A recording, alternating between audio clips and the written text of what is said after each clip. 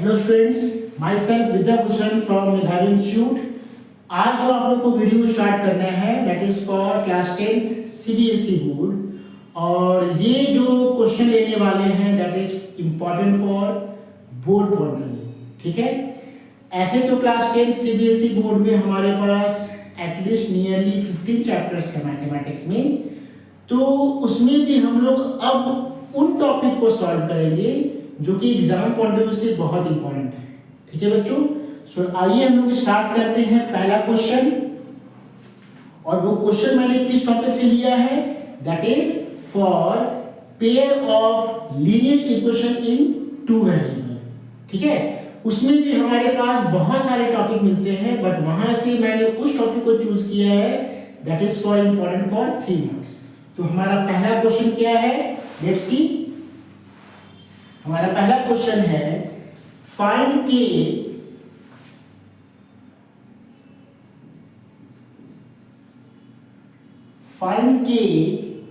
where equation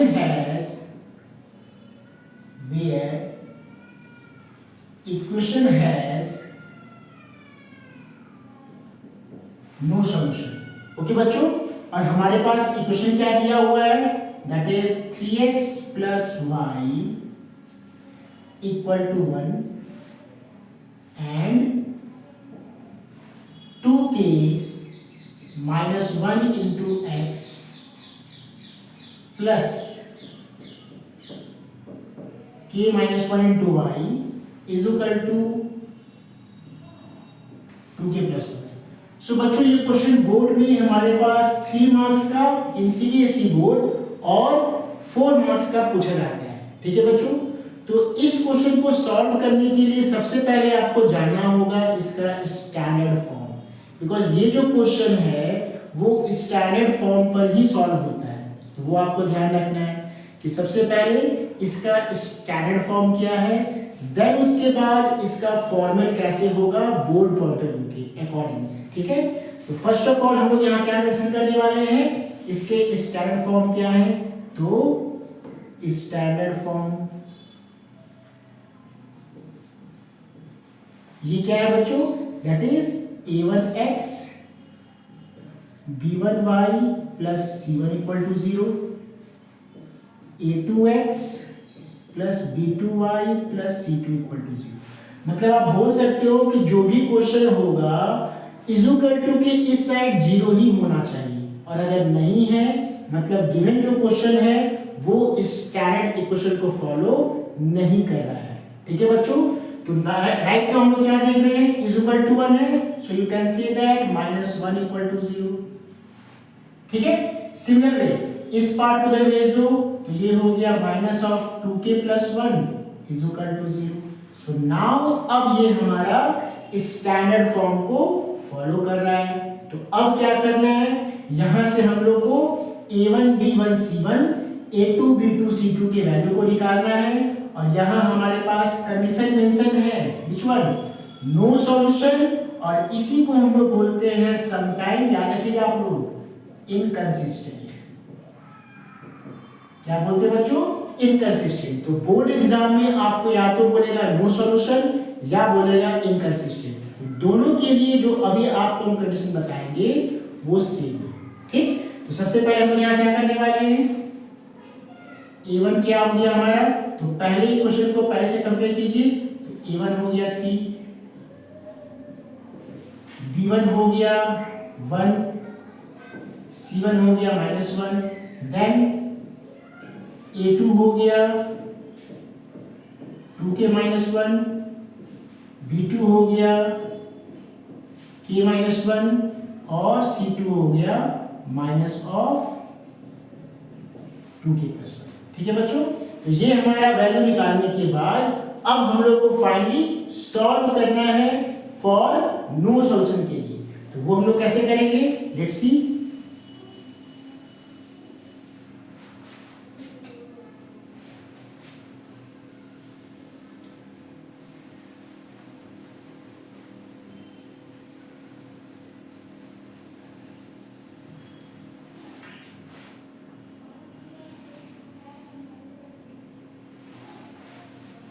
तो आप लोग यहाँ पर बोल सकते हो कि that for no solution we have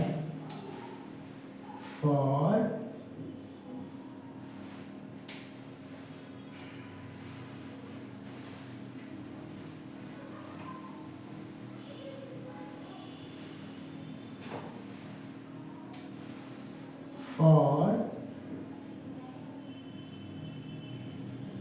no solution a1 by a2 b1 by b2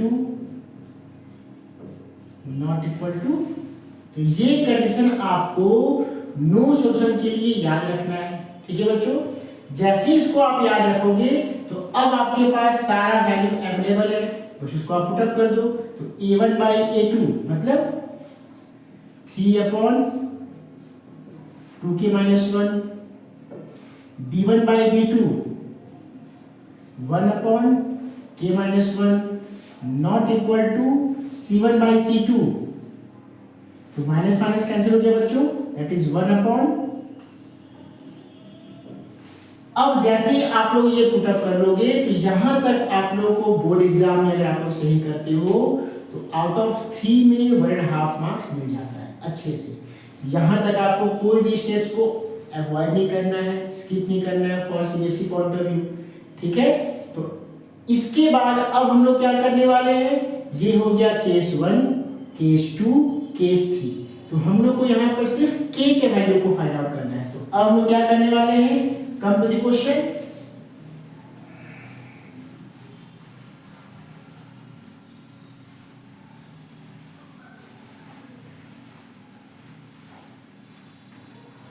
तो ये हमारे पास हो जाएगा, दैट इज बच्चों हम लोग इन दोनों को ले लेते हैं, that is for 3/2k - 1 is equal to 1/k - 1। तो आपको ये मालूम है कैसे हम मल्टीप्लाई करते हैं, दैट इज 3k - 3 2k - 1। तो आप बोल सकते हो 3k - 2k that is k -1 + 3 that is -1 + 3 that is 2 -1 + 3 that is 2। तो इस तरीके से ये हमारा k का जो वैल्यू था वो निकल चुका है। आप लोग इसको भी ले सकते हो, इसको भी ले सकते हो, बट ये क्वेश्चन सिर्फ 3 मार्क्स का है।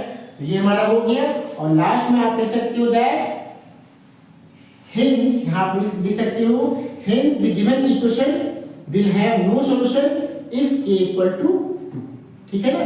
तो ये हमारा जो क्वेश्चन था 3 मार्क्स का था। आई होप कि आप लोग को समझ में आया होगा कैसे हम लोग सीबीएसई बोर्ड में अगर ये क्वेश्चन मिल रहा है तो हम लोग को सॉल्व कैसे करना है, ठीक है। इसी को और क्लियर करने के लिए हम एक और बोर्ड क्वेश्चन लेते हैं सो दैट आप लोग ये समझ सको कि बोर्ड में हमारा क्वेश्चन कैसे आता है, ठीक है बच्चों।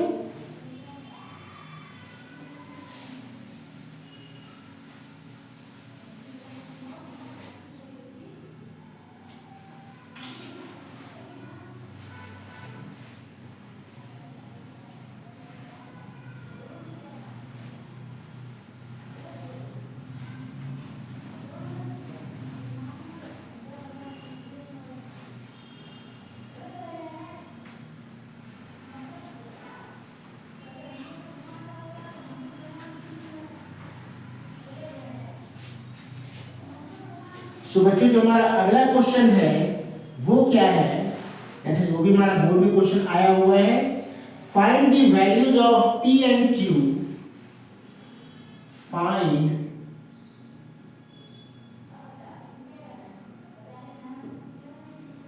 The values of p and q where equation has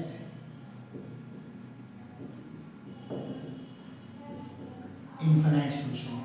और इक्वेशन क्या है बच्चों हमारे पास, that is 2x + 3y = 7 and p plus q x plus 2p y is equal to 21। और ये भी क्वेश्चन हमारा 3 मार्क्स का है बच्चों। तो हम आप लोग बता चुके हैं कि इस तरह क्वेश्चन को सॉल्व करने के लिए पहले आपको इसके स्टैंडर्ड फॉर्म को जानना होगा। तो नो डाउट आप देखकर बोल दो कि सर ये तो फॉलो नहीं कर रहा है, तो आप लोगों को क्या करना है, that is equal to 0, then उसके बाद इक्वल टू 0, ठीक है ना। ये आपका हो गया -21, ठीक है, और ये आपका हो गया -7। सो नाउ अब हमारे पास a1 क्या हो गया, ये आपको एग्जाम में दिखाना है। a1 equal to 2, b1 equal to 3, c1 equal to -7, a2 is equal to p plus q, b2 is equal to 2p minus q और c2। नाउ आपको मालूम होगा कि दैट यहां कंडीशन क्या दिया हुआ है, infinite. So for infinite solution condition क्या है, a1 by a2, b1 by b2, c1 by c2। तो इस तरीके से आप लोग अगर मेंशन करते हो तो डेफिनेटली 1.5 मार्क्स आपके हाथ में है, यहाँ तक कोई दिक्कत नहीं है। अब आपको सिर्फ वैल्यू को बैठाना है। तो a1 क्या है हमारे पास, a1 बाई a2 मतलब 2 upon p plus q is equal to b1 b2 क्या हो जाएगा, दैट इज 3 अपॉन